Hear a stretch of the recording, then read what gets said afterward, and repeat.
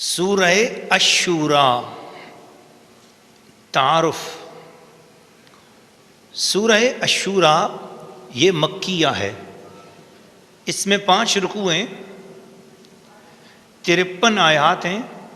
860 کلمات ہیں، 3588 حروف ہیں۔ یہ سورت سورہ حامیم السجدہ کے بعد نازل ہوئی۔ ترتیب میں 42ویں نمبر کی سورت ہے اور نزول میں 62ویں نمبر کی یہ سورت ہے، یعنی جب نازل ہوئی تھی اس وقت اس کا نمبر 62 تھا۔ جب اس کو رسول پاک نے قرآن مجید میں جو ترتیب دی اس میں حضور نے اس کو 42ویں نمبر پر رکھا۔ قرآن مجید فرقان حمید کی جو ترتیب ہے یہ بھی حضور صلی اللہ علیہ وسلم کے حکم مبارک اور مرضی مبارک پر رکھی گئی۔ پوری سورہ شورى کا خلاصہ یہ ہے کہ پہلا جو رکوع ہے اس کے حوالے سے بتایا گیا کہ جہالت زدہ معاشرہ ہو تو صبر اور ثبات کے ساتھ حق بتاتے رہو، لوگوں کو شرک سے بچاؤ، بڑا حق یہ ہے، توحید سمجھاؤ، بت اور صنم اللہ کے مقابلے پر اولیاء نہیں ہو سکتے، اولیاء تو وہی ہیں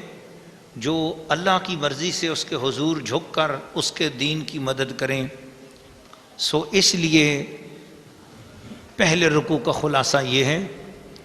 پھر دوسرے رکوع کا خلاصہ وہ یوں ہے کہ یہ پیغام جو توحید کا دیا جا رہا ہے یہ پہلے بھی دیا جا چکا ہے، یعنی پچھلی امتوں کو بھی یہی سبق تھا اور ان کے پاس بھی جو رسول آتے تھے ان کا مقصد یہی تھا کہ اللہ کے سوا کسی اور کو تم خدا جیسا پیار نہ دو، اللہ جیسا ادب نہ کرو، اللہ کا جو ادب ہے وہ اللہ ہی کا رہنا چاہیے، ویسا ادب مخلوق کا مت کرو۔ اب اللہ کا ادب کیا ہے کہ اللہ کا ادب یہ ہے کہ وہی مالک ہے، وہی معبود ہے، وہی مطلوب ہے، وہی مسجود ہے، پیشانی کا سجدہ صرف اس کے لیے ہے، تمام عبادات مقصودہ مفروضہ اسی کے لیے ہیں اور ہر چیز کا اصل مالک وہی ہے۔ تیسرے رکوع میں یہ بتایا گیا کہ دنیا اور آخرت یہ دونوں الگ الگ کھیتیاں ہیں، جو نیکی کمائے گا اسے آخرت کی کھیتی ملے گی، جو بدی کمائے گا اسے یہاں بھی رسوائی ہے اور آخرت میں بھی وہ رسوا ہوگا۔ چوتھے رکوع میں یہ بتایا گیا کہ مسلمانوں تمہارے دنیا و آخرت کے سب امور اللہ کی طرف سے ہیں، جب بھی دنیا کا کوئی بڑا کام کرو، بڑی غور سے سننے والی بات ہے، دنیاوی کوئی بڑا کام کرو تو مشورہ کر لیا کرو۔ اسی بنا پر اس سورت کا نام سورہ الشورى ہے۔ شورا کہتے ہیں مشورہ کرنے کو اور مشورہ لینے کو، مشورہ دینے کو شورا کہتے ہیں۔ تو چوتھے رکوع میں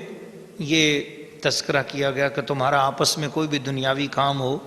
تو اس میں مشورہ کر لیا کرو۔ اور پھر 5ویں رکوع میں یہ بتایا گیا کہ ہدایت صرف اللہ کے پاس ہے، قدردان لوگ ہدایت پا لیتے ہیں، بے قدرے لوگ وہ ہدایت سے دور ہوتے ہیں، اور فرمایا اے نبی میں نے آپ کو یہ منصب دیا ہے کہ آپ ہی سیدھے راستے کی طرف لوگوں کو بلا رہے ہیں۔ تو گویا یہ پورا خلاصہ ہوا سورہ الشورى کا۔ سورہ شورى کے خواص، جس شخص کے ایسے دشمن ہوں کہ منہ پر بڑے میٹھے ہوں اور اس کے پیچھے جو ہے وہ اس کی کاٹ کرتے ہوں، بغل میں چھری اور منہ میں دہی بڑا، تو وہ ایسے دشمنوں کا اگر کوئی شکار ہو، ایسی عورت ہو یا ایسا مرد ہو جس کے ایسے دشمن ہوں کہ جو سامنے تو بڑے میٹھے بنتے ہوں، اس کے دوستی کا وہ بات دوستی کا دعویٰ جتاتے ہوں، لیکن جب اس کے پیٹھ پیچھے ہوں تو اس کے خلاف برائیاں کرتے ہوں، تو ایسا شخص روزانہ ایک بار یہ پوری سورت پڑھے 40 دن تک، تو 40 دنوں کے اندر اندر اس کے جو دشمن ہوں گے ان کے شر سے اللہ تعالیٰ اس کو بچا لے گا اور خدا تعالیٰ کی وہ حفاظت میں ہوگا۔ سورہ الشورى رکوع نمبر 1 تلاوت بسم اللہ الرحمن الرحیم، اللہ کے نام سے شروع جو بہت مہربان رحم والا۔ حامیم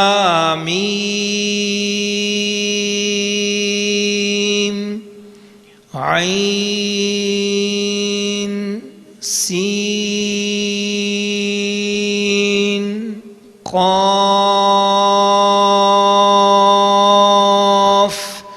كذلك يوحي إليك وإلى الذين من قبلك الله العزيز الحكيم له ما في السماوات وما في الأرض وهو العلي العظيم تكاد السماوات يتفطرن من فوقهن والملائكة يسبحون بحمد ربهم ويستغفرون لمن في الأرض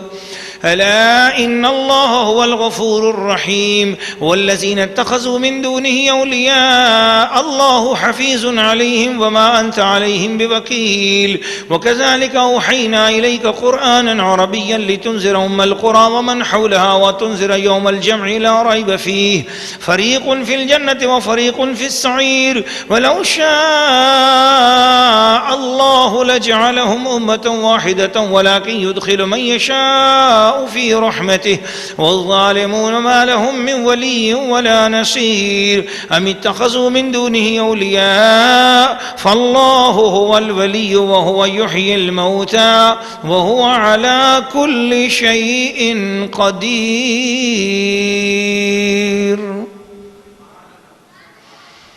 سورہ الشورى رکوع نمبر 1 ترجمہ کنز الایمان۔ حامیم عین سین قاف، یوں ہی وحی فرماتا ہے تمہاری طرف اور تم سے اگلوں کی طرف اللہ عزت و حکمت والا، اسی کا ہے جو کچھ آسمانوں میں ہے اور جو کچھ زمین میں ہے، اور وہی بلندی و عظمت والا، اور وہی بلندی و عظمت والا ہے۔ قریب ہوتا ہے کہ آسمان اپنے اوپر سے شق ہو جائیں اور فرشتے اپنے رب کی تعریف کے ساتھ اس کی پاکی بولتے اور زمین والوں کے لیے معافی مانگتے ہیں۔ سن لو، بے شک اللہ ہی بخشنے والا مہربان ہے، اور جنہوں نے اللہ کے سوا اور والی بنا رکھے ہیں وہ اللہ کی نگاہ میں ہیں اور تم ان کے ذمہ دار نہیں۔ اور یوں ہی ہم نے تمہاری طرف عربی قرآن وحی بھیجا کہ تم ڈراؤ سب شہر والوں کو، تم ڈراؤ سب شہروں کی اصل مکہ والوں کو اور جتنے اس کے گرد ہیں، اور تم ڈراؤ اکٹھے ہونے کے دن سے جس میں کچھ شک نہیں۔ ایک گروہ جنت میں ہے اور ایک گروہ دوزخ میں ہے، اور اللہ چاہتا تو ان سب کو ایک دین پر کر دیتا،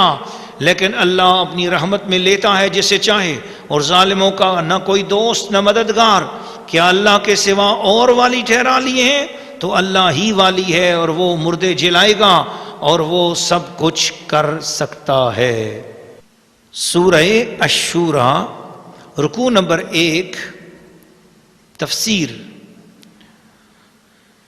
ناظرین و ناظرات، سامعین و سامعات، سورہ الشورى کے پہلے رکوع کا خلاصہ یہ ہے کہ سب سے پہلے 2 آیات حروف مقطعات کی ہیں، اور ہم اس سے پہلے حروف مقطعات کے حوالے سے ایک گفتگو تو کر چکے ہیں، لیکن چونکہ آج مسلسل 2 آیات ایسی آئی ہیں کہ جو حروف مقطعات کی ہیں، تو بس اتنا عرض کیا جاتا ہے کہ یہ حروف مقطعات اللہ کے کلام کا حصہ ہیں، اللہ کا کلام ہے، ہم نے ان پر ایمان لانا ہے۔ بس نہ اس کا ترجمہ ہم جان سکتے ہیں، نہ اس کی ہم تفسیر بیان کر سکتے ہیں، دنیا کا کوئی بندہ نہ ان کا ترجمہ جانتا ہے نہ کوئی اس کی تفسیر بیان کر سکتا ہے۔ البتہ جن عرفاء نے، جن اولیاء اللہ نے ان کے کوئی معانی لکھے ہیں یا ان کی کوئی تفسیر لکھی ہے، وہ اس علم کے مطابق ہے جو انہیں اللہ نے عطا فرمایا، مگر وہ بھی تفسیر کرنے کے بعد یہی کہتے ہیں کہ اللہ اعلم بحقیقت المراد، اللہ تعالیٰ ہی جانتا ہے اس کی حقیقت میں مراد کیا ہے۔ اس وجہ سے آپ تمام خواتین و حضرات سے یہ درخواست ہے کہ یہ جو حروف مقطعات ہوں قرآن مجید کے، ان کو حقیقتاً لوح قرآنی بھی کہا جاتا ہے، اور یہ سارے حروف مقطعات ایک جگہ جمع ہوں تو یہ 28 حروف ہیں۔ تو روزانہ اگر کوئی ان کی زیارت کرے اور صبح ان کو دیکھ کر جائے اپنے گھر سے اور واپس پلٹ کے آئے شام کو رات کو پھر ان کی زیارت کریں تو وہ سارا دن اللہ کی حفاظت میں رہتا ہے۔ بڑے خواص بھی اس کے اولیاء اللہ نے بیان کیے ہیں۔ اگرچہ ہم اس کا معنی اور تفسیر نہیں جانتے، مگر ہے یہ کوئی خزانے والی بات، ہے یہ کوئی بڑی انعام کی چیز۔ اب یہ اللہ جانے اور اس کا رسول جانے۔ سوال یہ پیدا ہوتا ہے کہ اگر جب ایک شے کا ہم نے مطلب ہی نہیں جاننا، نہ ہم جان سکتے ہیں، پھر اسے قرآن میں ہمارے لیے نازل کیوں کیا گیا؟ تو اس کا جواب میری والدہ گرامی مفسر قرآن مجذوبہ اسلام حضرت قبلہ و کعبہ مانجھی سرکار سیدہ طیبہ رقیہ محمود دامت برکاتہم القدسیہ اطال اللہ بقاہا اپنی لکھی ہوئی قرآن مجید کی تفسیر رقیہ میں ارشاد فرماتی ہیں کہ دراصل جو قرآن مجید آپ کو سمجھ میں آیا، جس قرآن مجید کے حصے کا آپ سمجھ سکتی ہیں، سمجھ سکتے ہو، ترجمہ کر سکتے ہو، تفسیر کر سکتے ہو، آپ نے اس کو مانا تو گویا آپ نے اپنی سمجھ میں آنے والی چیز کو مانا، اور ابھی آپ نے اپنی سمجھ کو مانا ہے۔ قرآن کو تو اس وقت پتہ چلے گا نہ ماننے کا کہ جب آپ قرآن کے اس حصے کو بھی مانو جس کا نہ آپ کو ترجمہ پتہ چل رہا ہے، نہ تفسیر پتہ چل رہی ہے، لیکن آپ اس کا ادب کر رہے ہو، کیوں کہ یہ میرے رب کا کلام ہے، یہ میرے رسول کا کلام ہے، میرے رسول پر اترا ہے، ہمارے پیارے آقا صلی اللہ علیہ وسلم پر اترا ہے، جان قرآن روح قرآن محمد الرسول اللہ صلی اللہ علیہ وسلم پر اترا ہے، اس لیے ہم اس کا ادب کرتے ہیں۔ تو جب اگر آپ اس کا بھی ادب کرو گے تب پتہ چلے گا کہ آپ نے اپنی عقل سے بڑھ کر اپنے رب کی جو ایمان ہے اس کو مانا ہے، رب کے کلام کو مانا ہے، اپنی عقل کو پیچھے کر لیا ہے۔ ان حروف مقطعات کو قرآن میں رکھنے کی برکت اور اس کی ایک حکمت یہ سمجھ میں آتی ہے کہ ان کو اس لیے رکھا گیا تاکہ قرآن کے ساتھ جو عقیدت کریں گے اور محبت کریں گے وہ اس کے معنی اور اس کے احکام اور اس کی تفسیر کو سمجھ کر تو کریں گے،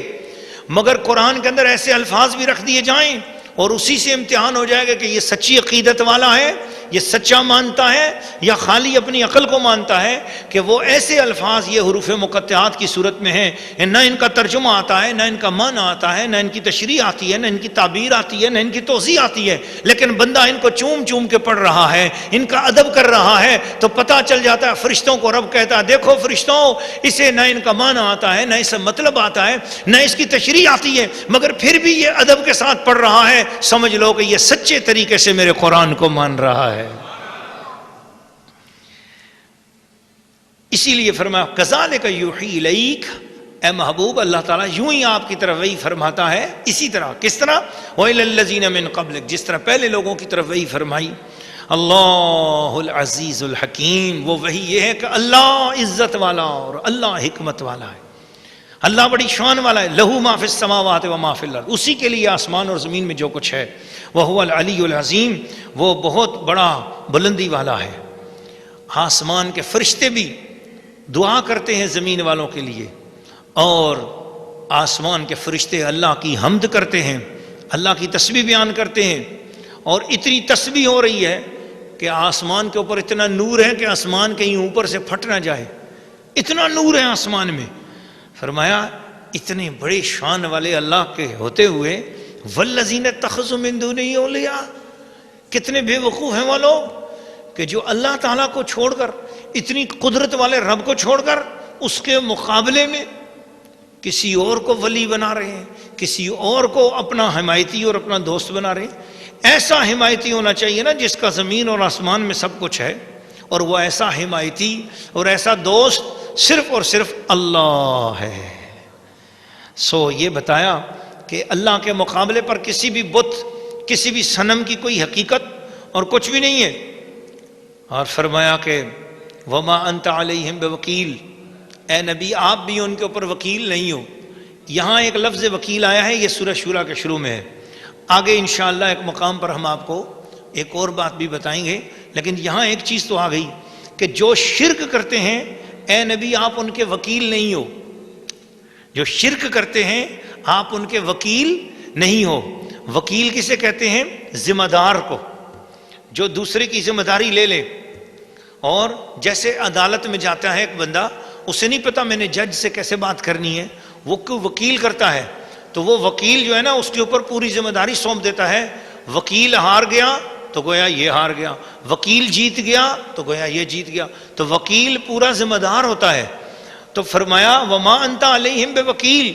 ان مشرکوں کافروں کے آپ وکیل نہیں ہو. تو اسی کے اندر یہ بات آ گئی کہ جس نے اللہ کی توحید کو مان لیا، رسول کی رسالت کو مان لیا، صحابہ اکرام کو اور اہل بیت اطہار کو اور رسول پاک صلی اللہ علیہ وسلم کے لائے ہوئے دین کو، قرآن کو، قیامت کو مان لیا،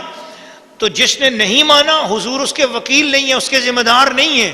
تو جس نے مان لیا حضور اس کے ذمہ دار بھی ہیں اور اس کے وکیل بھی ہیں. سبحان اللہ.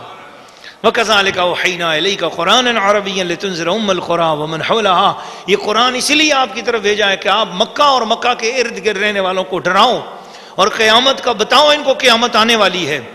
بس جو مان لے گا فریق فی الجنہ، وہ جنت میں چلا جائے گا. وہ فریق فی السعیر، جو نہیں مانے گا وہ دوزخ میں چلا جائے گا. وَلَوْ شَاءَ اللَّهُ لَجَعَلَهُمْ أُمَّةً وَاحِدَةً، اللہ تعالیٰ چاہتا تو سب کو ایک کر دیتا. وَلَكِنْ يُدْخِلُ مَن يَشَاءُ فِي رَحْمَتِهِ وَالظَّالِمُونَ مَا لَهُم مِّن وَلِيٍّ وَلَا نَصِيرٍ. اور اے حبیب، اللہ پاک جس کو چاہتا ہے اپنی رحمت میں داخل کرتا ہے، لیکن جو ظالم ہیں ان کے لیے نہ کوئی ولی ہے، نہ کوئی نصیر، نہ کوئی دوست، نہ مددگار. تو اللہ کریم نے اپنی شان بیان فرمائی. ہم اتخذوا من دونی اولیاء، اللہ کے مقابلے میں کوئی کسی اور کو اپنا مددگار سمجھتے ہیں. فاللہ هو الولی وهو یحیی الموتى. سن لو، مددگار حقیقی فقط اللہ ہے اور وہی زندہ کرتا ہے مردوں کو. وهو علی کل شیء قدیر، وہی ہر چیز پر قدرت رکھتا ہے.